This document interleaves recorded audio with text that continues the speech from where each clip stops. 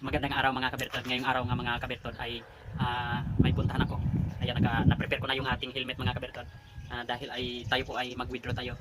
Magpunta tayo ng BDO upang makapag-withdraw tayo. Dahil bukas ay bibili tayo ng baka. Bibili tayo ng baka para ipatikar natin doon sa bundok sa ating kaibigan doon. Dahil ay naipag-isip-isipan ko na mas mabuti pag yung pera natin ay kuan ba, ang after 1 year ay mayroon na tayong ginansya.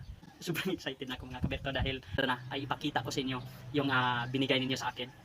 At dito na nga ay sinama ko ng aking kaibigan mga kabetod at naghanap na kami ng baka na pwede naming bilhin mga kabetod at pumunta kami din sa may Barriulos sa Negros Oriental at dito kami naghanap ng baka. Ayan, sobrang dami mga kabetod yung mga baka dyan at yan, may nakita ako yan. Yan yung ang aking bibilhin mga kabetod at ayan nga ay nabayaran ko na at ayan, dinala na namin mga kabetod yung baka na binili namin at yan yung kaibigan ko na siya yung mag-alaga ng ating baka mga kabetod at dahil gusto kong ibili ng baka mga kabetod ang sahod ko sa aking pagbablog mga kabetod, kaya sobrang papasalamat ko mga kabetod sa lahat ng mga nagsuporta sa aking pagbablog, sa aking YouTube channel at sa aking Facebook page. Sobrang papasalamat ko talaga sa inyo mga kabetod, sa inyong walang sawang pagsuporta, kaya kung hindi sa inyo hindi ko matanggap yan ang baka na yan, hindi ko makabili ng baka. Kaya una, nagpapasalamat talaga ako sa Panginoon dahil ay ginamit niya ng instrumento mga kabetod yung ating platform at para makapagbili tayo ng baka mga kabetod at para ma-providean din ng ating mga pangangailangan. Kaya maraming salamat mga kabertod. Yan lang mga kabertod.